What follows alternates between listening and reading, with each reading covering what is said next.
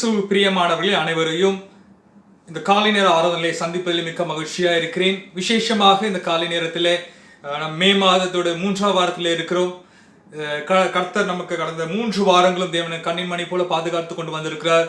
நம்ம திருச்சபையிலே தேவன் பெரிய அதிசயங்களையும் அற்புதம் செய்து கொண்டு வருகிறார். ஒரு சில பிள்ளைகள் பலவீனமா இருந்தார்கள், எல்லாருக்கும் தேவன் நல்ல சுகத்தை கொடுத்திருக்கிறாரு. அதுக்காக தேவன் நன்றி செலுத்துவோம். அது இல்லாமல் நம்ம கடந்த வாரத்திலே நம்ம திருச்சபையின் விசுவாச குடும்பத்தில் இருக்க பிள்ளைகளுக்கு தேவன் கர்ப்பத்தின் கனியை கொடுத்திருக்கிறார். ஹல்லேலூயா.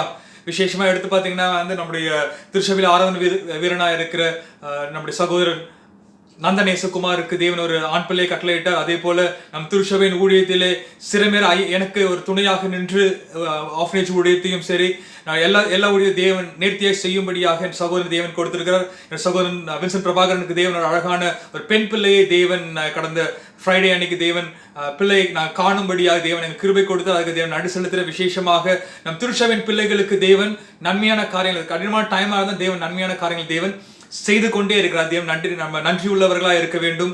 நான் எதை குறித்து கலங்க தேவையில்லை, எதை குறித்தும் திகைக்க தேவையே இல்லை. ஹல்லேலூயா. கலங்கிடாது, திகைத்திடாது, கர்த்தர் நம்மோடு கூட இருக்கிறார். அதான் நம்ம தேவன் நமக்கு கொடுக்கிற ஒரு முக்கியமான ஒரு வாக்குத்தத்தமான வசனமா இருக்கிறது. இப்பொழுதும் இந்த நாளிலே நாங்கள் என்ன ஆண்டவர் செய்தியை என்ன சொல்ல வேண்டும் சொல்லி யோசித்து கொண்டிருக்கும் பொழுது டேடி எங்களோடு பகிர்ந்து கொண்ட, நம்மளோடு சொல்லப்போனால் நம்முடைய தலைமை போதகர் நம்மோடு பகிர்ந்து கொண்ட தேவனுடைய செய்தியை இந்த வாரத்தில் ரீடெலிகாஸ்ட் பண்ணும்படியாக தேவன் எங்களுக்கு ஏவினா அதை நாங்கள் உங்களுக்கு செய்கிறோம். அது இல்லாமல் நம்முடைய ஒரு சில பாடல்களை நாம் கேட்க இருக்கிறோம். நம்ம திருச்சபையின் போதகர் நமக்கு ஜெபிக்க இருக்கிறார். நம்ம எல்லோரும் கர்த்தருடைய ஆராதனைக்குள்ளே கடந்து செல்வோம். ஒரு கண்களை மூடி தினோக்கி பார்ப்போம். மகா உன்னதங்களிலே வாசமா இருக்க நல்ல பிதாவே, ஆசீர்வதிப்பது நல்ல காலை நேரத்துக்காக நன்றி துதிக்கிறோம். ஆண்டவரே, இந்த வேளையிலும் சமூகத்தில் நாங்கள் வந்து நிற்கும்படியாக நீர் எங்களுக்கு பாராட்டின மேலான கிருபை தயவே இருக்குங்களுக்கு நன்றி துதிக்கிறோம். இந்த வேளையிலும் நாங்கள் இந்த ஆராதனையிலே என்னென்ன காரியங்களை கேட்க இருக்கிறோமோ, பாடல்கள் கேட்க இருக்கிறோம், பாடல் எங்கள் ஆத்மாவுக்கு ஒரு உயிர் மீட்சியை கொடுக்கும்படியாக, எதை குறித்து கலங்காதபடி, எதை குறித்து நாங்கள் திகைக்காதபடிக்கு நீர் எங்கோடு இருக்கிறீங்கன்றத விசுவாசத்தை நாங்கள் பற்றி கொண்டு நெருக்க கிருபை தர வேண்டும். இந்த லாக்டவுன்ல பலவீனமா இருக்கிற பிள்ளைகளுக்காக நாங்கள் வேண்டிக் கொள்கிறோம் பிதாவே. திருச்சபையில எந்த பிள்ளைகளுக்கும் பலவீனம் இருக்கக்கூடாது. கடந்த நாட்களில் பலவீனமா இருந்த பிள்ளைகளுக்கு நீர் கொடுத்த சுகத்துக்காக நன்றி துதிக்கிறோம். இப்பொழுதும் ஒரு சில பிள்ளைகள் குவாரண்டைன் ஆகியிருக்காங்க சுவாமி, அதுக்காக அவர்களாக வேண்டிக் கொள்ளும். அவர்கள் நல்ல பரிபூர்ண விடுதலை கட்டளையிடுங்க. நீர் எங்கள் வாழ்க்கையில் செய்த நன்மைகளுக்காக நன்றி துதிக்கிறோம் ஆண்டவரே. ஒரு சில பிள்ளைகளுக்காக நாங்கள் மிகவும் மனவருந்து ஜெபித்து கொண்டிருக்கோம் ஆண்டவர். அவர்களுக்கு ஏற்றவில்லை நல்ல ஒரு விடுதலை கட்டளை போற கிருபைக்காக நன்றி துதிக்கிறோம் ஆண்டவர். எங்கள் பிள்ளைகள் ஒவ்வொரு உங்களுடைய பரிசுத்த கரத்தினாலே நீங்க வணந்து கொள்ளுங்க. கொடுக்கப்பட்ட ஆஃப்னேஜ் ஊழியத்துக்காக நன்றி துதிக்கிறோம் ஆண்டவரே. ஆஃப்னேஜுக்கு ஒவ்வொரு பிள்ளைகளையும் நீங்க வேலை அடித்து பாதுகாத்து கொண்டிருக்கீங்க, அதுக்காக நன்றி துதிக்கிறோம். அதே போல சொல்லிருக்க மாட்டாரு, நாங்கள் எங்களுக்கு கையில கொடுத்த சொல்லிருக்க மாட்டார் மிக சிரமமான ஊழியமான சொல்லிருக்க மாட்டார். இந்த ஓல்டேஜ் ஹோமுடைய காரியத்தை ஆல்மோஸ்ட் 90% நாங்கள் கம்ப்ளீட் பண்ணும்படியாக இந்த கடினமான டைம்ல அதை நாங்கள் செய்து முடிக்க நீ கொடுத்த கிருபைக்காக நன்றி. இன்னும் ஒரு 10% ஒர்க் நாங்கள் செய்ய கரங்களை நீங்க பலப்படுத்துகிற கிருபைக்காக நன்றி எடுத்துக்கிறோம். ஜெபிக்கிற தாங்குற ஒவ்வொரு பிள்ளைகளுக்காக சொல்லிருக்க ஒவ்வொரு பிள்ளைகளையும் நீங்க பேர் ஆசீர்வதித்து வழிநடத்துங்க. இப்பொழுது இந்த ஊழியத்துக்கு நேராக கை நீட்டி ஜெபிக்கிற ஒவ்வொரு பிள்ளைகளாக நினைவு கூற மாட்டேன். ஒவ்வொரு நீங்க பேராய் தனித்தனியாக நீங்க ஆசீர்வதித்து வழிநடத்துங்க. தேவ கரம் மாத்திர பிள்ளைகளோடு இருக்கட்டும். நீரே நல்லவர், நீரே போதுமான. நாங்கள் விசுவாசத்துடன் பட்சிக்கொள்ள கிருபை திருச்சபையில் இருக்க ஒவ்வொரு பிள்ளைகள் சிறியோர்கள் பெரியோர் ஒவ்வொரு நினைவு கூறுகிறோம். ஒவ்வொருவருக்கும் தேவ பலன், தேவ ஆசீர்வாதம் ஒவ்வொரு நாளும் இருக்கட்டும் ஆண்டவரே. கிளசபை ஊழியர்களுக்காக, கிளசபையில பலவீனமா இருக்கிற பிள்ளைகளுக்காக ஆண்டவர் அவர்கள் வேண்டிக் கொள்கிறேன். கிளசபையில் இருக்கிற மூப்பர்களுக்காக, உதவிக்காரர்களுக்காக சொல்லிருக்க மாட்டேன். ஒவ்வொரு நீங்க கண்ணோக்கி பார்த்து ஆசீர்வதிங்க. எங்க திருச்சபையில் இருக்க ஒவ்வொரு பிள்ளைகள் எந்த குறைவா இருக்கா, கிறிஸ்தியர்கள் எல்லா குறைவையும் நீங்க நிறைவாக நீங்க மாற்றி போடுங்க சுவாமி. அதுக்கு நன்றி துதிக்கிறோம். தேவ ஆசீர்வாதம், தேவ கரம் எங்கள் அனைவரும் ஒவ்வொரு நாளும் இருந்து வழி நடத்தணும். ஜெபத்தை இயேசுவுக்கே நல்ல பிதாவே, ஆமேன். இப்பொழுதும் டாடி நமக்காக ஏற்றின ஒரு பாடல் நாம் கேட்க இருக்கிறோம். ஆத்மாவே என் கலங்குகிறாய், நேசரை நோக்கிடுவாய். ஹல்லேலூயா. உன் பாதம் கல்லில் இராதபடிக்கு தேவன் நம்மை பாதுகாத்து கொண்டு வேண்டாம். நம்ம இந்த கடினமான டைம்ல நம்ம ஆத்மா ரொம்ப கலங்கி தவித்து ஓடிக்கொண்டிருக்கிற டைம் இருக்கு. ஆனா தேவன் நமக்கு ஒரு வாக்குத்தத்தமான ஒரு பாடலை கொடுக்கிறார். அந்த பாடலை நாம் பிடித்துக் கொள்வோம், அந்த பாடலை கேட்போம், ஆண்டு நாமத்தை மயப்படுத்துவோம். இயேசு உங்களை ஆசீர்வதிப்பாராக. ஆமென்.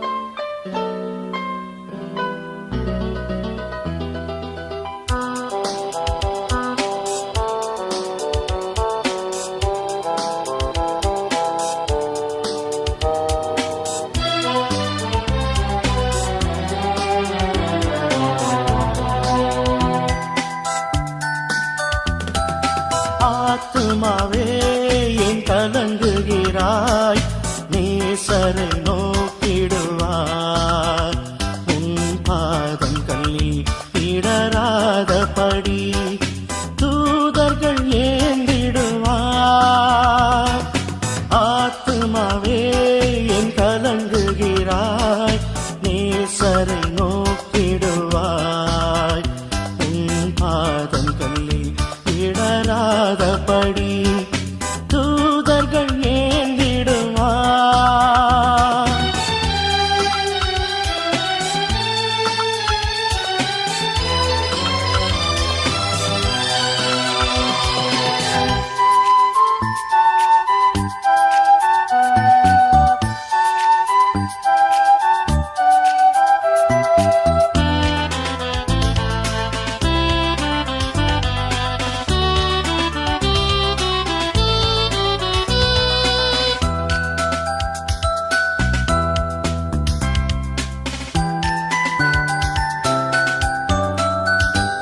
வனாந்திரத்தில் மன்னா தந்தார், மறைவாக காத்து வந்தார்.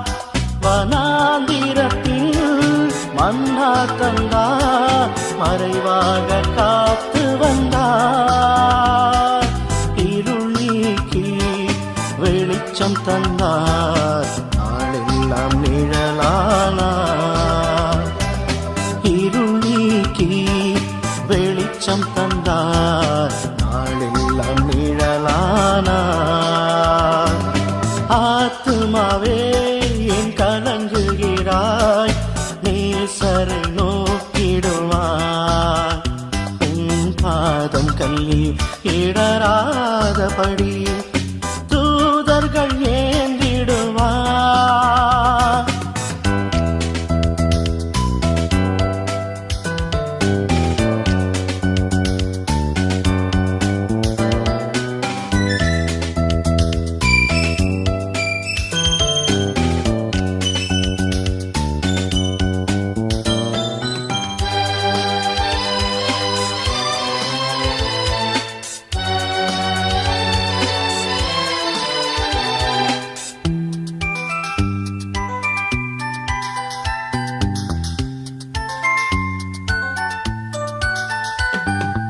அலையலையாய் பகைவர்களும் எழும்பியே வந்தாலும்,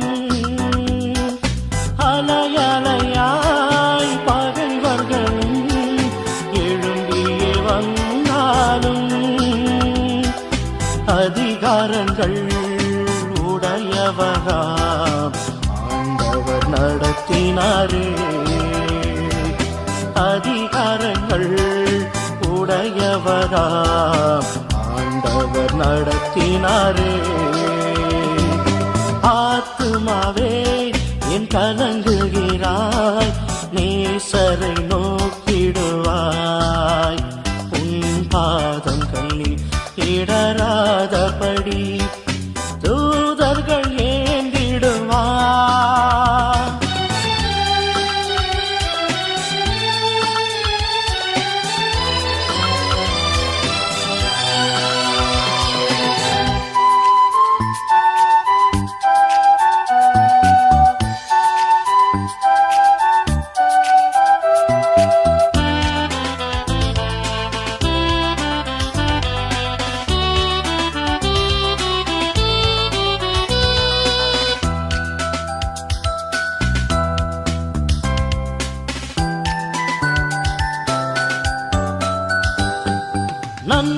நன்மையினால் உன் வாழ்வை இதுவரை நடத்தினாரே.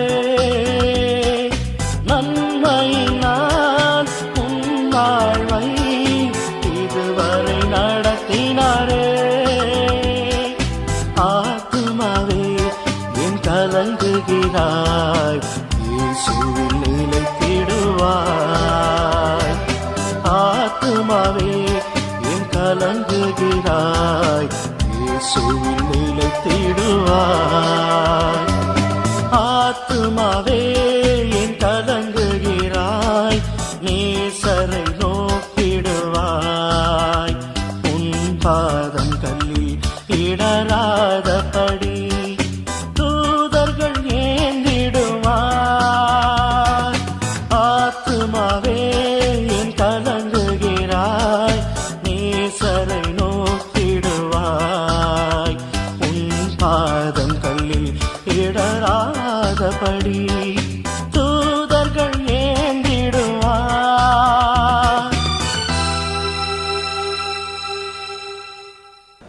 ஸ்தோத்திரம் ஆண்டவரே, இந்த காலை நேர ஆராதனைக்காக உமக்கு நன்றி செலுத்துகிறோம். ஞாயிறுதோறும் நாங்கள் சபையில் வந்து உங்களை ஆராய்ச்சி நாட்கள் போக இந்த நாளிலே நாங்கள் வீடுகளில் இருந்து ஆண்டவரே உமது வார்த்தைகளை கேட்பதற்கு எங்களுக்கு பாராட்டின கிருபைக்காக நன்றி. இந்த ஞாயிறு ஆராதனையை நீங்கள் ஆசீர்வதிங்க. இந்த நாளில் செய்திகளை கேட்க இருக்கிறோம். ஆண்டவரே உம்மை பாடி நாங்கள் ஆராதிக்கவும் இந்த நாளில் தொடக்க ஜபமாக அடியே உங்கள் சமூகத்தில் வந்திருக்கேன். நம்மப்பா அடியே இந்த ஜபத்துக்கு நீங்கள் பதில் தருவதற்காக உமக்கு நன்றி செலுத்தணும் அப்பா. ஸ்தோத்திரம் ஆண்டவரே, ஸ்தோத்திரம் அப்பா. இந்த ஊரடங்கு நாட்களிலேப்பா இந்த கொள்ளை வியாதி நிமித்தம் நாங்கள் பயந்து வீடுகளிலே அப்பா இருக்கிறோம் ஆண்டவரே. அப்பா ஸ்தோத்திரம் ஆண்டிருந்த நாளில் அப்பா அரசாங்கத்திற்கு நாங்கள் உதவியாக அரசாங்கத்தில் ஆணைக்கு நாங்கள் கீழ்ப்படிந்தவராக ஆண்டவரே. அப்போ நாங்கள் எல்லோரும் வீடுகளில் தங்கி இருக்கக்கூடிய கிருபித்தாங்க.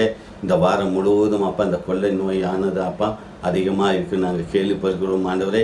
இந்த நாளிலே அரசாங்கத்துக்கு நாங்கள் ஒத்துழைத்து அவர்கள் சொல்வது போல நடந்து கொண்டு அந்த வியாதி முற்றிலும் நீங்க என்பதை நாங்கள் விசுவசிக்கிறோம் அப்பா. அது சீக்கிரத்தில் நீங்கும். இந்த லேசான உபத்திரம் என்று சொன்னீங்களே, சீக்கிரத்தில் இந்த உபத்திரங்கள் நீங்கி ஆண்டவரே நாங்களும் அப்பா எங்கள் சபை மக்களும் ஆண்டவரே உங்கள் சமூகத்தில் வந்து உங்களை பாடி ஆராதிக்க துதிக்க எங்களுக்கு கிருபை செய்யுமாறுமை கஞ்சம் பண்ணார்கள். நீங்கள் அப்படியே செய்ய போகிறதுக்காக நன்றி அப்பா. ஆண்டவரே ஸ்தோத்திரம். இந்த நாளிலே அநேக சபைகளில் அப்பா இந்த நாளிலே இந்த செய்திகளை அப்பா வாட்ஸ்அப் மூலியமாகவும் யூடியூப் மூலியமாக கொடுத்து கொண்டு இருக்கிறாங்க. விசேஷமாக எங்கள் சபைக்கும் இப்படி ஒரு கிருபை நீங்கள் பாராட்டினதுக்காக நன்றி. இதே அப்பா டிவிகள் மூலியத்தில் நாங்கள் பார்க்குறோம். வாட்ஸ்அப் மூலியமாகவும் நெட்டு மூலியமாகவும் அப்பா இதில் கலந்து அநேகர் பார்க்குறார்கள். அதற்காக நாங்கள் உங்களுக்கு நன்றி செலுத்துகிறோம் அப்பா. இதுவே கடைசி காலம் என்பதை நாங்கள் அறிந்து கொண்டோம். உங்கள் வருகைக்கு நாங்களும் ஆயத்தமாக பிறரையும் ஆயத்தப்படுத்தக்கூடிய கிருபித்தாங்க அப்பா. பாஸ்டரையாக விட்டு சென்ற ஊழியத்தை தொடர்ந்து செய்வதற்கு அப்பா ஸ்தோத்திரம் ஆண்டவரே. அம்மாவுக்கும் தம்பிக்குங்களுக்கும் ஆண்டு குடும்பத்தாருக்கும் விசேஷமாக சபை மக்களாக எங்களுக்கும் நல்ல சுக பலத்தை தந்து ஆண்டவரே அந்த ஊழியத்தை தொடர்ந்து செய்ய எங்களுக்கு நீங்கள் கிருபை பாராட்டுமாறுமை கஞ்சம் பண்ணார்கள். விசேஷமாக ஆண்டவரே அப்பா அந்த சிறுவர் காப்பகத்தை ஆசீர்வதிங்க. இந்த லாக் அவுட் நாட்களிலும் ஆண்டவரே அந்த பிள்ளைகளுக்கு ஆண்டவரே நீங்கள் போஷிக்கிறீங்களே, போஷிக்க உதவிக்கரை நீற்ற ஒவ்வொருவரையும் ஒவ்வொரு குடும்பங்களையும் நீங்கள் ஆசீர்வதிக்குமாறுமை கஞ்சம் பண்ணார்களோம். இது இந்த முதியோர் இல்லத்தில் பணிகள் முடிந்து வருகிறது ஆண்டவரே. அப்போ எப்படியாவது அப்பா ஐயா பிறந்த நாள் அதுமா ஆண்டவரே நாங்கள் ஆண்டவரே ஸ்தோத்திரம் ஆண்டவரே அப்பா இந்த முதியோர் இல்லத்தை நாங்கள் பிரசிஷ்டை பண்ணவும் அப்பா அதில் ஆண்டவரே அப்பா நாங்கள் கொஞ்சம் முதியோர்களில் வைத்து அவர்களை பராமரிக்க உதவி செய்யுங்க. இந்த நாட்களில் அப்பா எத்தனையோ பேர் இந்த லாக்அவுட்ஸ் நாட்களில் ஆண்டவரே உணவு இல்லாமல் இருக்க இடம் இல்லாமல் எத்தனையோ பேர் அந்த பிளாட்ஃபார்மில் இருக்கிற குடும்பங்களுக்கு உதவிகரமாக இந்த நாளிலே டெலிவிஷனில் பார்க்குறோம். அநேக குழுக்கள் எழும்பி அவர்களுக்கு ஆகாரம் கொடுக்குறாங்களே, அதற்காக உங்களுக்கு நன்றி செலுத்தினேன் ஆண்டவரே. அப்போ இந்த நாளிலே அப்பா அந்த ஆக்சிஜன் பற்றாக்குறை இருக்குது, அதெல்லாம் நீங்கள் மாற்றி போடுங்க. மருந்து பற்றாக்குறை இருக்குது, அதுகளை மாற்றி போடுங்க. அது மாத்திரம் அப்பா வியாதிகளுக்கு சீக்கிரத்தில் பூர்ண சுகம் பெற்றாப்பா.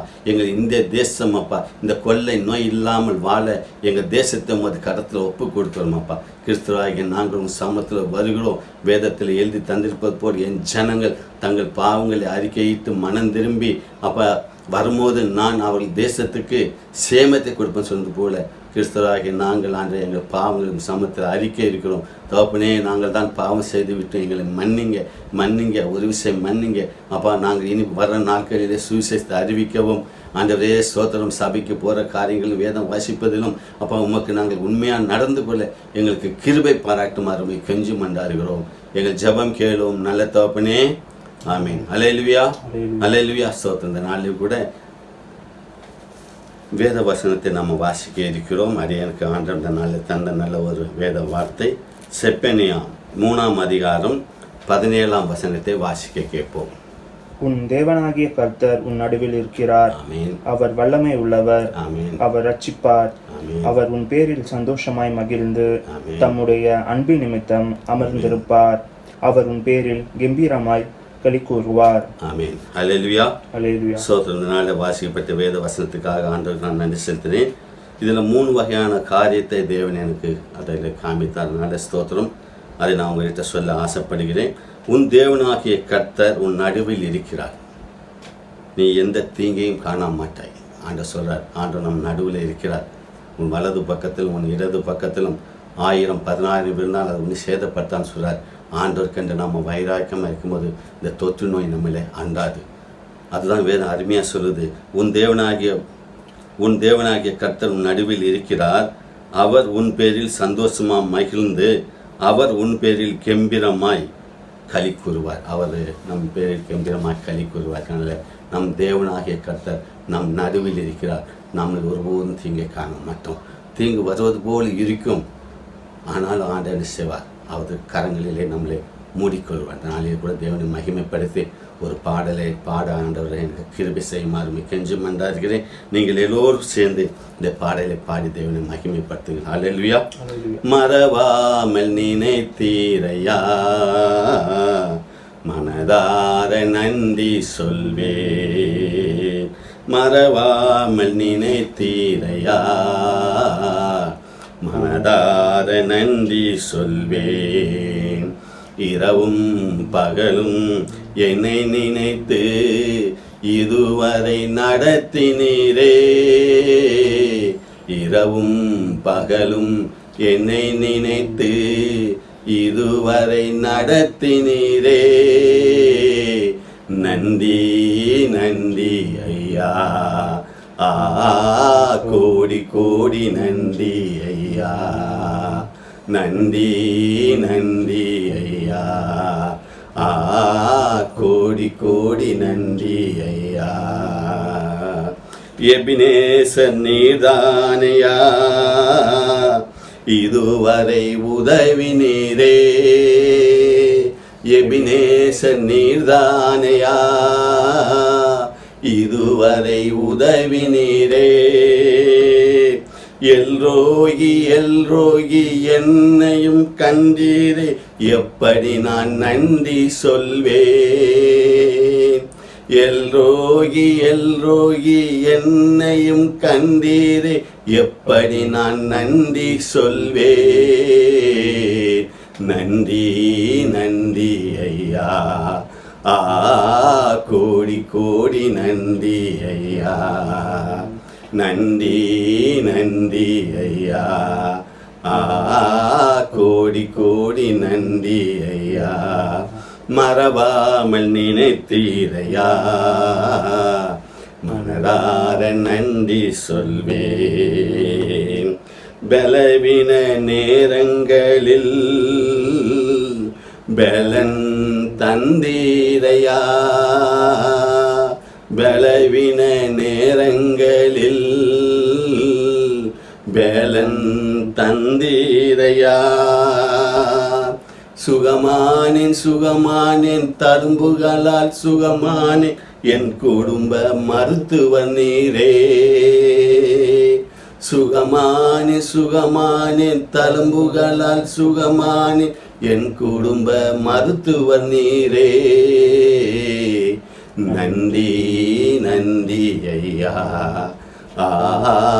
கோடி கோடி நன்றி ஐயா. நன்றி நன்றி ஐயா, கோடி கோடி நன்றி ஐயா. மறவாமல் நினைத்தீரையா, மனதார நன்றி சொல்வேன். மறவாமல் நினைத்தீரையா, மனதார நன்றி சொல்வேன். ஹல்லேலூயா. அவர் நம்மளை மறவாமல் நினைத்திருக்கிறார். நம்மை காக்கிற தேவன் உறங்குவதும் இல்லை தூங்குவதும் இல்லை சொல்றார். இஸ்ரவேலை காக்கிறவர் உறங்குவதும் இல்லை தூங்குவதும் இல்லை. இந்த நாளிலே நம்ம விசேஷமாக இஸ்ரேல் தேசத்துக்காக ஜெபிக்க கடமைப்பட்டிருக்கிறோம். ஏனென்றால் வேதத்தில் சொல்லியிருக்கிற மாதிரி இஸ்ரேலுக்காக நீங்கள் ஜெபம் பண்ணிக்கொள்ளுங்க சொல்லி இந்த நாளிலே காசா பகுதியிலையும் இந்த நாளில் நடக்கிற யுத்தத்தை நாம் பார்த்து கொண்டு இருக்கிறோம். ஒன்றும் அறியாத ஜனங்கள் உறங்கி கொண்டிருக்கும் போது பில்டிங்கெல்லாம் அப்படியே விழுந்து 600-700 பேர்கிட்ட மரித்து போனார் செய்தியில் நாம் கேட்குறோம். ஆண்டவரே, இஸ்ரேல் தேசத்துக்கு அந்த பாலஸ்தீனா தேசத்துக்கு நடக்கிற அந்த யுத்தத்தை நீங்கள் முடிவுக்கு கொண்டு வாங்கப்பா. இஸ்ரேல் தேசத்துக்கு நீங்கள் சமாதானத்தை கட்டளிடுமாறு கெஞ்சும் மன்றாடுகிறோம். ஆண்டவரே அப்பா, உலகத்தில் எங்கே பார்த்தாலும் அப்பா கொள்ளை வியாதிகளாக மரித்து போகிறார்கள், யுத்தத்தில் மரித்து போகிறார்கள், அநேக இடங்களில் பூமி அதிர்ச்சியில் மரித்து போகிறார்கள், அநேக இடங்களில் பஞ்சத்தினால் ஜனங்கள் மரித்து போகிறார்கள் அப்பா. அநேக இடங்களில் வைராக்கியம் கொண்டு அன்றே ஒருவருக்கு ஒருவர் சண்டை போட்டு மறிக்கிறார்களப்பா. இதுவே கடைசி காலம் என்பதை நாங்கள் அறிந்து கொண்டோம். உமது வருகைக்கு நாங்களும் ஆயத்தமாக பிறரும் ஆயத்தப்படுத்துமாறு கெஞ்சி மன்றாடுகிறோம். ஆண்டவரே எங்கள் சபை மக்கள் உமது கருத்தில் உமக்கு ஒப்பு கொடுத்து ஜெபிக்கிறோம். ஒருவர் நாங்கள் நேரலைக்கு பார்க்க முடியினாலும் இந்த ஞாயிற்றுக்கிழமை தோறும் அப்பா இந்த 6 நேரத்தில் 9 மணி 10 மணி அளவிலே அப்பா வீடுகளில் குடும்பமாக கூடி இருந்து ஆண்டவரே அப்பா அவர்கள் கைகளில் உள்ள ஃபோன்களை எடுத்துக்கொண்டும் அப்பா வீட்டில் உள்ள டிவிகள் மூலயமா கனெக்ஷன் கொடுத்து ஆண்டவரே ஆராதனையில் பங்கு பெறக்கூடிய கிருபையை இந்த நாளில் என் சபை மக்களுக்கு நீங்கள் தருமாறு கெஞ்சம் பண்ணார்கள். விசேஷமாக இந்த நிகழ்ச்சியை அப்பா ஃபோன் மூலியமாக பார்த்து கொண்டு இருக்கிற சகோதர சகோதரி குடும்பங்களை ஆசீர்வாதங்கள் தேவைகளை சந்திங்கப்பா. வாதை உந்தன் கோலாத்தை அணுகாது பொல்லாப்பு உனக்கு நேரான்னு சொன்ன என் தேவன் எந்த ஒரு வாதையும் பொல்லாப்பும் அணுகாமல் நீங்கள் எங்களை பாதுகாத்து வரும் கிருபைக்காக நன்றி. ஆண்டவரே உணவும் உடுத்த உடையும் இருப்பத்தின் தந்தை எங்களை ஆசீர்வதிப்பதற்காக நன்றி அப்பா. நீங்கள் மறவாமல் நினைத்திருப்பதற்காக உமக்கு நன்றி செலுத்துகிறோம் நல்ல தகப்பனே. ஆமென். அல்லேலூயா அல்லேலூயா அல்லேலூயா. ஆண்டவராகிய இயேசு கிறிஸ்துவின் நாமத்தினாலே உங்களை அன்போடு கூட வாழ்த்துகிறேன். மறுபடியும் ஒரு முறை இந்த அலைபேசியின் வழியாக உங்களை சந்திப்பதிலே நான் மிக சந்தோஷமடைகிறேன் என்று சொன்னாலும் கூட உங்களுக்கு எல்லாருக்கும் தெரியும், நாம் சபையில் ஆராதிக்க முடியாத சூழ்நிலை இருக்கிறோம். ஆனாலும் ஆண்டவர் நமக்கு இவ்விதமாக கர்த்தரை ஆராதிப்பதற்கு, கர்த்தருடைய வார்த்தை கேட்பதற்கு ஏசப்பா செய்த பெரிதான கிருபைகளுக்காக நாம் ஆண்டவர் நன்றி சொல்லுவோம். இந்த ஞாயிற்றுக்கிழமை காலை வேளையிலே உங்களுக்கு கர்த்தருடைய வார்த்தையை உங்களுக்கு சொல்லி உங்களை உற்சாகப்படுத்துவதற்கு ஆண்டவர் செய்த நல்ல கிருபைகளுக்காக நன்றி சொல்லுகிறேன். வேத புஸ்தகம் வாசிக்கும் பொழுது ஒரு இடத்துல அப்போஸ்தலனாகிய பவுல் சொல்கிறார், என் உத்தம குமாரனாகிய தீமோத்தேயே என்று அழைக்கிறார். பவுல் ஒரு சொந்த மகன் அல்ல, பவுலுக்கு சொந்த மகன் தீமோத்தேயு அல்ல. ஊழியத்தின் நிமித்தமாக என்னை அவர் பெற்றெடுத்தார் என்று சொல்லப்பட்டிருக்கிறது. தாய் ஒரு எபிரேய ஸ்திரீ, தந்தை ஒரு கிரேக்க மனுஷன். அவர்களுக்கு பிறந்தவர் தான் இந்த தீமோத்தேயு. இருந்தாலும் ஊழியத்தின் பாதையில உடனிருந்து ஊழியம் செய்வதற்கு கர்த்தர் தீமோத்தேயு தேவன் தெரிந்து கொண்டார். கிறிஸ்துவில் பிரியமானவர்களை, இன்றைக்கு செய்தியினுடைய அடிப்படையில் நான் சொல்கிற விஷயம், இன்றைக்கு தேவன் நமக்கு நல்ல பிள்ளைகளை கொடுத்திருக்கிறார். நாம் பெற்றெடுத்த பிள்ளைகளா இருக்கட்டும் அல்லது ஊழியத்தின் நிமித்தமாய் பெற்றெடுத்த பிள்ளைகளா இருக்கட்டும், யாரா இருந்தாலும் ஆண்டவருடைய பார்வையில எல்லோரும் ஒன்றுதான். அவர் பிரித்து பார்ப்பது கிடையவே கிடையாது. ஆகவே நாம் தேவனுடைய பிள்ளைகளாய் இருப்பது நிமித்தமாக ஆண்டவர் நமக்கு கொடுக்கிற ஆசீர்வாதங்கள் என்ன என்பதை நான் கொஞ்சம், எப்படி சாப்பிடும் பொழுது கொஞ்சம் ஸ்வீட்ஸ் வைப்பாங்களே, இனிப்பு கொடுப்பார்கள், அது போல முதலாவது சில வசனங்களை வாசிக்க போகிறேன். நீங்களும் வேத புஸ்தகம் கையில் எடுத்துக்கொள்ளுங்கள். இந்த வசனத்தை நீங்கள் வாசியுங்கள், நான் உங்களுக்காக வாசிக்கிறேன். ஆண்டவருடைய பிள்ளைகளுக்கு ஆண்டவர் கொடுக்கிற ஆசீர்வாதங்கள் என்பதை குறித்து ஒரு சில வசனங்களை நாம் சங்கீத பகுதியில் முதலாவது வாசிக்கலாம். அதை தொடர்ந்து நாம் எப்படி கர்த்தருடைய பிள்ளைகளாக ஒரு ஸ்திரமான ஆவிக்குரிய பிள்ளைகளாக இருப்பதை குறித்து நாம் அதை தெரிந்து கொள்வோம். அது முதலாவது நான் வாசிக்கிறேன். சங்கீதம் 103 சங்கீதம் 103 13வது வசனத்தை வாசிக்கிறேன். தகப்பன் தன் பிள்ளைகளுக்கு இறங்குகிறது போல கர்த்தர் தமக்கு பயந்தவர்களுக்கு இறங்குகிறார். முதலாவது பாருங்கள், நம்முடைய ஆண்டவர் இரக்கம், உருக்கம், நீடிய சாந்தம், மிகுந்த கிருபை உள்ளவர். ஆகவே அவர் இரக்கத்துக்கு முடிவே இல்லை. காலைதோறும் உடைய கிருபை புதிதன் சுவாசிகள் போல அவருடைய இரக்கத்துக்கு முடிவே கிடையாது. நம்மேல் அளவில்லாத இரக்கங்களை வைத்திருக்கிறார். நம்மேல அளவில்லாத இரக்கம் வைத்திருக்கிறார். இரக்கம் என்பது கருணை. ஏசப்பா எவ்வளவு கருணை வச்சிருக்க தெரியுமா? நம்ம எல்லாம் வீட்டில் அடைக்கப்பட்டு கிடக்கிறோம், வெளியே போக முடியாம இருக்கிறோம். இந்த கொரோனா வியாதி, இந்த டிசீஸ், இந்த வைரஸ் யாரை தாக்கும் என்று ஒரு அச்சத்தில் இருக்கிறோம். ஆனால் தேவன் நமக்கு கொடுத்திருக்கிற வார்த்தை என்ன? வாதை உன் கூடாரத்தை அணுகாது. அதுதான் நம்முடைய விசுவாசம். அந்த விசுவாசத்தின்படி நாம் என்ன செய்வோம்? தினந்தோறும் ஜெபிப்போம், வேதத்தை வாசிப்போம், கர்த்தருக்குள் நம்மை திடப்படுத்திக் கொள்வோம். தாவீது கூட காட்டில் வேட்டையாடின் பொழுது, காட்டுக்குள்ள அவன் சஞ்சரித்த பொழுது அவன் தன்னைத்தானே திடப்படுத்திக் கொண்டான். கர்த்தர் என்னோடு கூட இருக்கிறார், எனக்கு எந்த தீங்கும் வராது என்று சொல்லி ஒரு காடுகளிலே ஜீவித்த பொழுது கூட தாவீதுக்குள்ள ஒரு தைரியம் இருந்தது.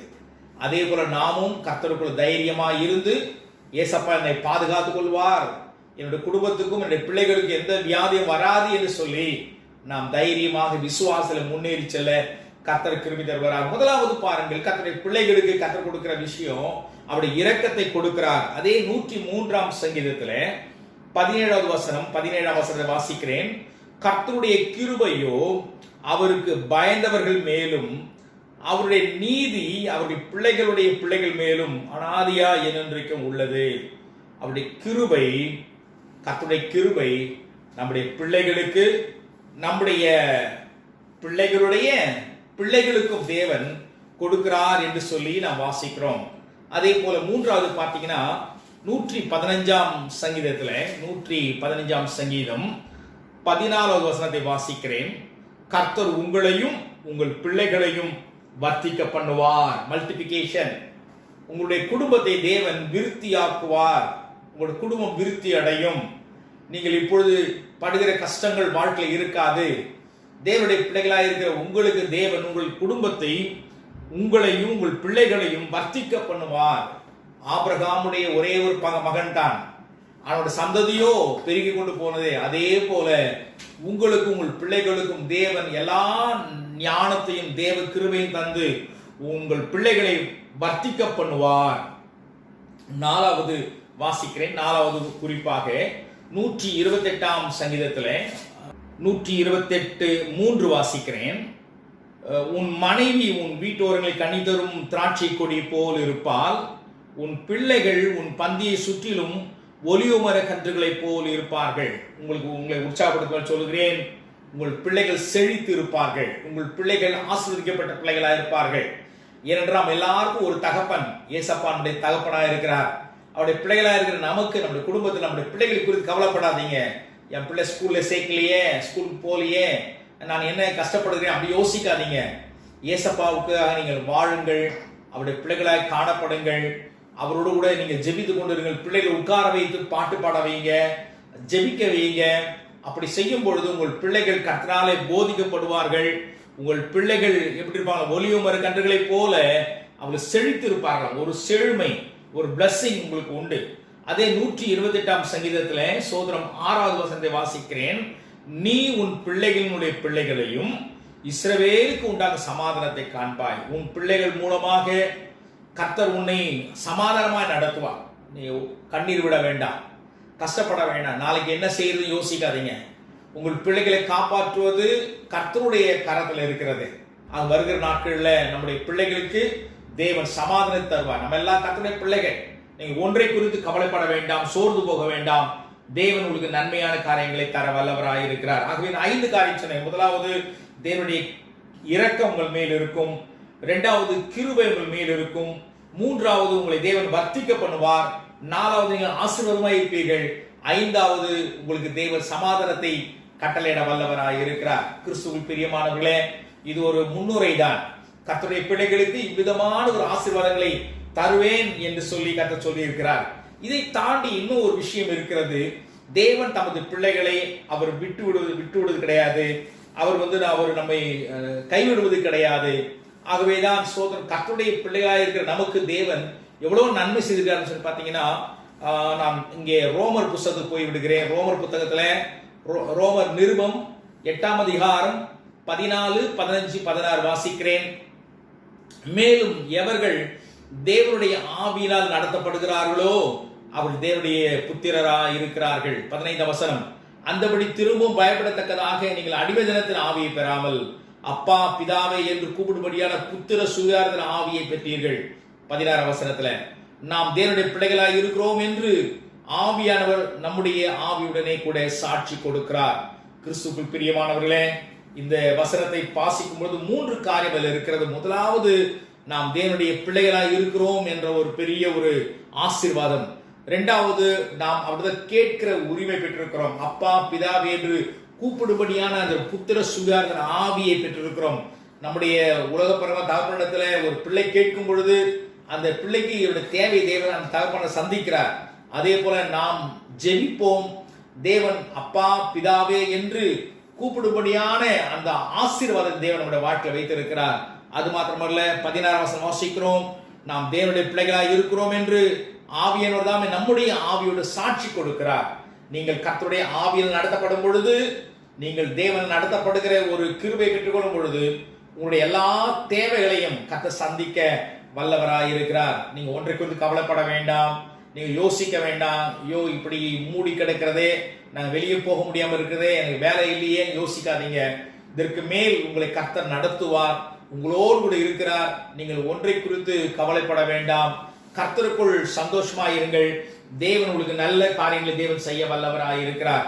அது மாத்திரம் அதே 8ஆம் அதிகாரத்தில், ரோமர் 8ஆம் அதிகாரத்தில் 27வது வசனத்தை வாசிக்கிறேன். ஆவியானவர் தேவனுடைய சித்தத்தின்படியே பரிசுத்தவான்களுக்காக வேண்டுதல் செய்கிறபடியால் இருதயங்களை ஆராய்ந்து பார்க்கிறவர் ஆவியின் சிந்தை இனதென்று அறிந்திருக்கிறார். ஆகவே நம்முடைய கர்த்தருடைய ஆவியானவர் நம்மை ஆராய்ந்து பார்த்து அவருடைய பிள்ளைகளுக்கு தேவனுடைய சித்தத்தின்படி, அவருடைய விருப்பத்தின்படி தேவன் நமக்கு நன்மை செய்ய வல்லவராய் இருக்கிறார். அதை 28ஆம் வசனம் வாசிக்கிறேன். அன்றியும் அவருடைய தீர்மானத்தின்படி அழைக்கப்பட்டவர்களாக தேவனுடைய அன்பு கூறுகிறவர்களுக்கு சகலமும் நன்மைக்கு ஏதுவாய் நடைபெறுகிறது. ஆகவே தேவன் தமது சித்தத்தை, விருப்பத்தை நிறைவேற்றுவார். இரண்டாவது, நம்முடைய வாழ்க்கையில அவரால் அழைக்கப்பட்டிருக்கிறோம். நாம் தேவனாலே we are called the name of Lord Jesus Christ. இயேசுவுடைய நாமத்தினாலே நாம் அழைக்கப்பட்டிருக்கிறோம், அவருடைய பிள்ளைகளாய் இருக்கிறோம். அதான் திரும்பி சொல்கிறேன், யோவான் 1:12 நான் அடிக்கடி சொல்ற வார்த்தை தான், அவருடைய நாமத்தின் மேல் விசுவாசம் உள்ளவர்களாகி அவரை ஏற்றுக்கொண்ட எத்தனை பேர்களும் அத்தனை பேர்களும் தேவனுடைய பிள்ளைகள். ஆகவே நம்முடைய அழைப்பு உலக பிரகாரமான அங்கங்க ஓடுற ஜனங்க அல்ல, மெய்தேவனாகி இயேசு கிறிஸ்துவை நம்பி வாழ்ந்து கொண்டிருக்கிற பிள்ளைகள், அவருக்காய் உழைக்கிற பிள்ளைகள், அவருக்காக ஊழியம் செய்கிற பிள்ளைகள், கர்த்தரை ஆராதிக்க முடிய பிறந்தவர்கள். ஆண்டவருடைய பிள்ளைகளாய் இருக்கிறோம். ஆகவே ஆண்டவரை ஆராதிக்க பிறந்தவர்களாய் இருக்கிறோம். அப்படிப்பட்ட ஒரு ஸ்லாக்கியத்தை தேவன் நமக்கு தந்திருப்பதனாலே அவருடைய தீர்மானத்தின்படி அழைக்கப்பட்டவர்கள். 3வது வாழ்க்கை பார்த்தீங்கன்னா அவரிடத்தில் அன்பு கூர்ந்து கொண்டிருக்கிறோம். நாம் அன்பு கூற, அவர் மேல் அன்பு வைத்திருக்க அவர் நம்முடைய தேவையெல்லாம் சந்தித்து நாம் இந்த கடினமான நாட்களிலும் அவர் நமக்கு துணையாய் இருந்து, பாதுகாப்பாய் இருந்து, அவருடைய விருப்பத்தை நிறைவேற்றி நம்மை முற்றுமுடி ரட்சிக்க இயேசப்பா வல்லவராய் இருக்கிறார். ஆகவேதான் நம்முடைய வாழ்க்கையில நாம் கர்த்தருடைய பிள்ளையாக இருக்க வேண்டும். அதனால்தான் வாசிக்கிறோம், நீங்கள் வெளிச்சத்தின் பிள்ளைகள் சொல்லி எபேசியர் 5:8 வாசிக்கிறோம். வெளிச்சத்தின் பிள்ளை சொல்லும்போது நமக்கு இருள் என்பது கூடாது, ஒரு பாவமான வாழ்க்கை வேண்டாம். கிறிஸ்துவுக்குள் பிரியமான தேவனுடைய பிள்ளைகளே, நீங்கள் சந்தோஷமா இருங்க. கர்த்தரை உங்கள் வெளிச்சமாய் நீ வைத்திருங்கள். நானே உலகத்துக்கு வெளிச்சமா இருக்கிற சொன்ன ஆண்டவர் உங்க குடும்பத்துக்கு ஒரு வெளிச்சமாய் இருப்பார், உங்களை ஆசீர்வதிப்பார். நீங்க பிரைட்டா இருப்பீங்க, நீங்க சந்தோஷமா இருப்பீங்க. கர்த்தருக்குள் உங்களை அதிகமாய் நடத்த கர்த்தர் உங்களுக்கு நன்மை செய்வாராக. எபேசியர் 6ஆம் அதிகாரம் 1ஆம் வசனம் வாசிக்கிறோம். கர்த்தருக்கு கீழ்ப்படிந்திருங்கள். கர்த்தர் ஒரு பெற்றோருக்கு பிள்ளைகள் கீழ்ப்படிந்தால் எப்படி அந்த பெற்றோர் ஆசையா இருக்கிறார்களோ அதுபோல் நீங்கள் கர்த்தருக்குள்ளே கீழ்ப்படிந்து நடக்க இயேசப்பா உங்களுக்கு எல்லா நன்மையும் செய்ய வல்லவராய் இருக்கிறார். ஆகவேதான் நாம் கீழ்ப்படியும் பொழுது கர்த்தர் நன்மையான காரியங்களை செய்ய வல்லவராய் இருக்கிறார். இந்த வசனம் தியானிக்கும் பொழுது எனக்கு ஒரு வசனம் ஞாபகம் வந்தது. சோதரம் 2 தீமோத்தேயு புத்தகத்துல 2ஆம் அதிகாரம் 12ஆம் வசனம் வாசிக்கிறேன். 2 தீமோத்தேயு புத்தகத்துல 2ஆம் அதிகாரம் 12வது வசனம், அவரோடு கூட பாடுகளை சகித்தோமானால் அவரோடு கூட ஆளுகையும் செய்வோம், நாம் அவரை மறுதலித்தால் அவரும் நம்மை மறுதலிப்பார்.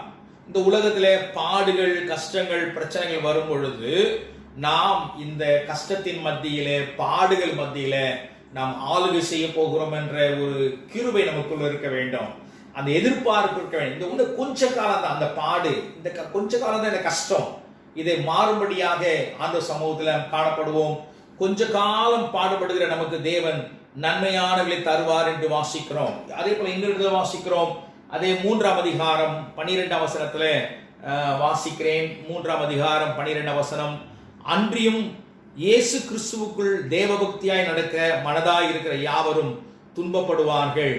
இன்றைக்கு சில இடங்களை கீழ்ப்படியாமல் போனபடினாலே இந்த லாக்டவுன் பீரியட்ல நீங்க என்ன சொல்றது, நான் என்ன கேட்கிற சில அரசாங்கத்துக்கு கீழ்ப்படியாம போனது நிமித்தமாக ஆயிரக்கணக்கான ஜனங்கள் மரித்து போனார்கள். ஆனால் நீங்கள் நானும் கர்த்தருக்கு பயந்து வழியில் நடந்து நீங்கள் வீட்டில் அடங்கி இருந்து தேவ சபையில் காத்திருக்கும் பொழுது வேதத்தில் வாசிக்கிற வண்ணமாக கர்த்தருக்குள்ளே நீங்கள் சந்தோஷமாய் காணப்படும் போது, தேவ பக்தியை காத்துக்கொள்ளும் பொழுது அவர் உங்களுக்கு நன்மையான காரியங்களை செய்வார் என்று வாசிக்கிறோம். நான் ஏற்கனவே சொன்னேன் பார்த்தீங்களா, உங்களுக்கு தீமோத்தேயை பற்றி பேசும்போது சொன்னேன். இந்த தீமோத்தேயை குறித்து வாசிக்கும் பொழுது அவர் உத்தம குமாரன் என்று அவரை குறித்து சொல்லப்பட்டிருக்கிறது. 1 தீமோத்தேயு புஸ்தகத்துல சோதரம் 1ஆம் அதிகாரம் 2ஆம் வசனம் ஆரம்பிக்கும் பொழுதே என்னுடைய குமாரனாகிய தீமோத்தேயை வாசிக்கிறோம்.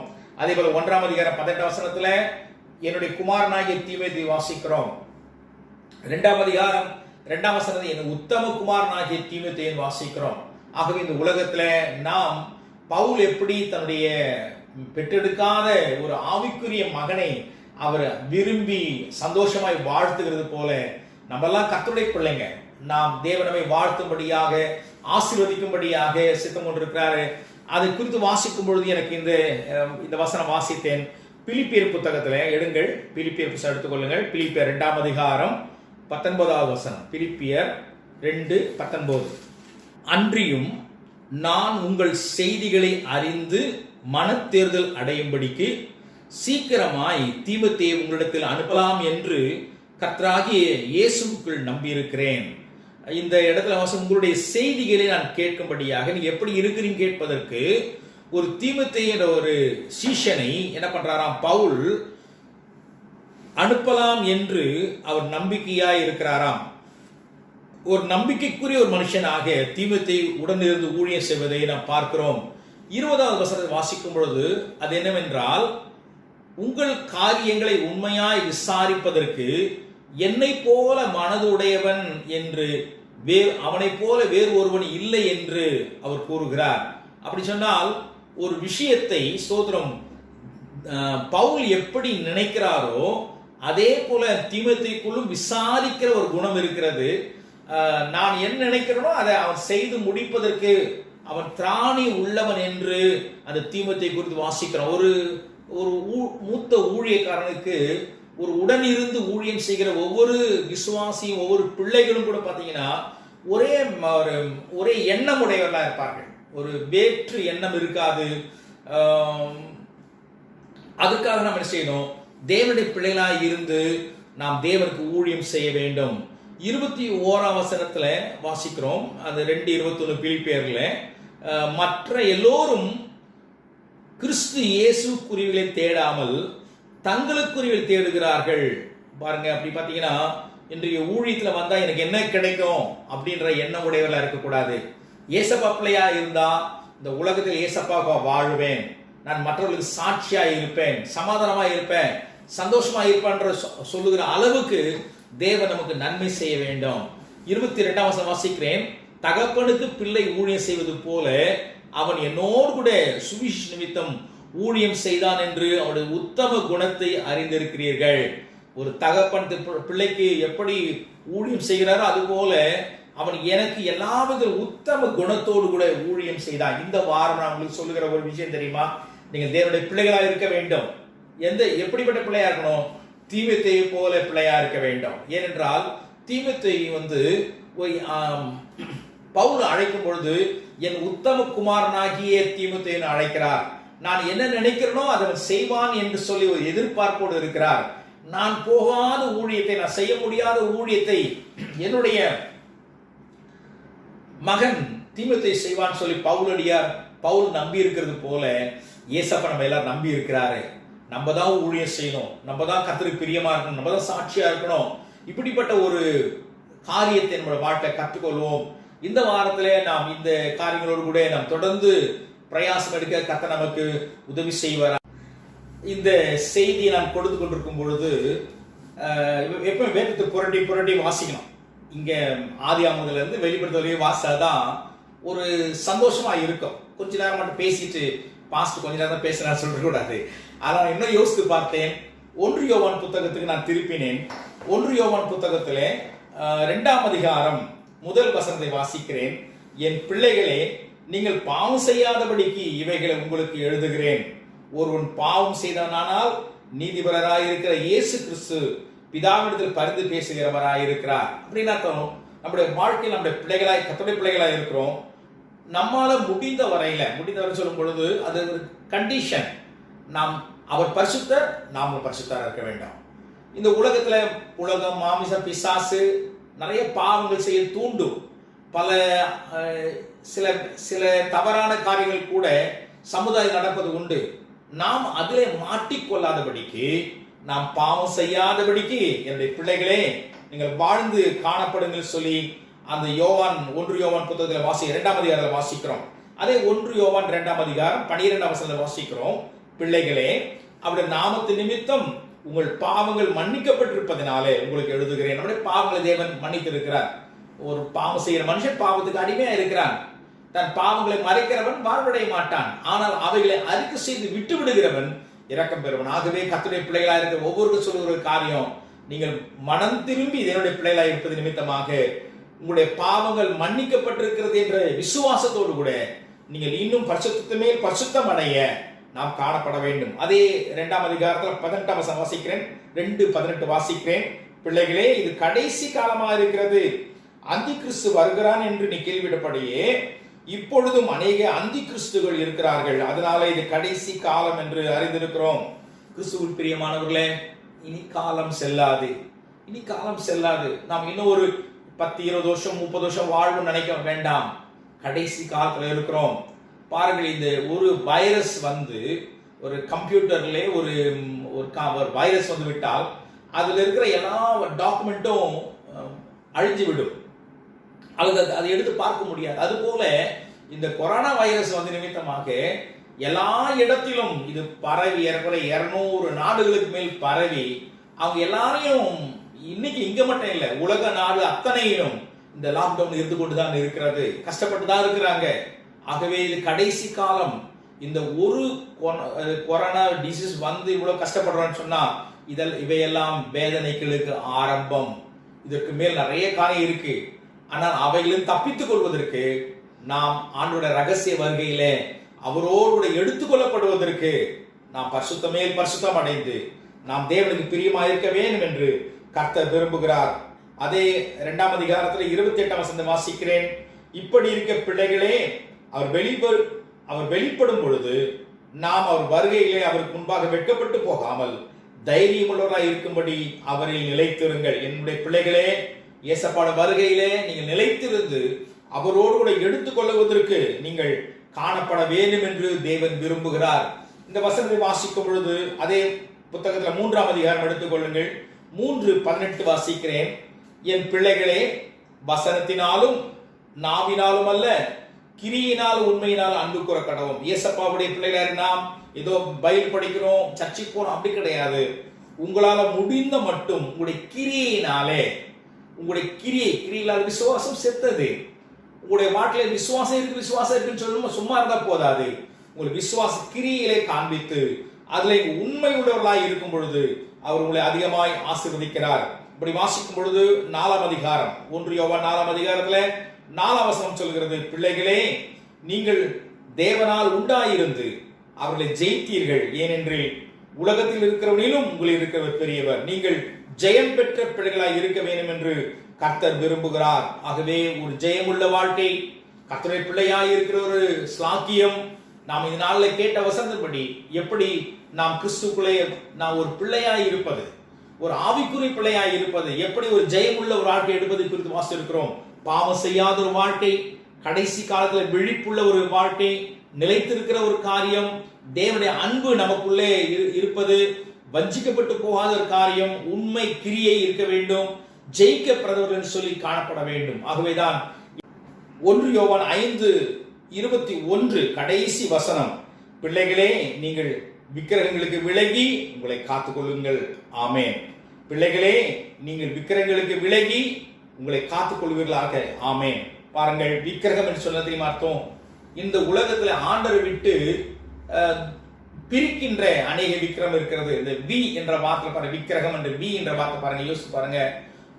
விபச்சாரம் ஒரு பக்கம் இருக்கிறது, பொருளாசைய விக்கிர ஆராதனை இருக்கிறது, ஆண்டவரை விட்டு விட்டு மற்ற காரியங்களை பின்பற்றி ஆண்டில பாத்தீங்கன்னா இஸ்ரவேல் ஜனங்களுக்குள்ள இதுதான் இருந்தது. ஆண்டவரை விட்டு விட்டு அவங்க பாகால் தெய்வத்தையும் மற்ற தெய்வத்தையும் அஸ்ரோத்தும் அம்மோனியர் இவெல்லாம் அருவருப்பானவை, இவையெல்லாம் அவங்க பணிந்தார்கள், தெய்வமா ஏற்றுக்கொள்ள வாசிக்கிறோம். அப்படிப்பட்ட வாழ்க்கை வேண்டாம். கடைசி காலமா இருக்கிறோம். தேவனுடைய பிள்ளைகளாய் இருக்கிறது ஒரு பெரிய ஒரு ஸ்லாக்கியம், ஆசீர்வாதம். ஆகவே கர்த்தரை மாத்திரம் உன் தேவனை கர்த்தரிடத்தில் அன்பு கூர்ந்து அவரை பணிந்து கொள்வாயானால் அவர்களுக்கு நன்மையான கதை செய்வார். நீங்கள் பிள்ளைகளாய் இருப்பது நிமித்தமாய் கர்த்தர் கொடுத்திருக்கிற ஆசீர்வாதங்களையும் நம்முடைய கட்டளை பிரமாணத்தை இன்னைக்கு கேட்டிருக்கிறோம்.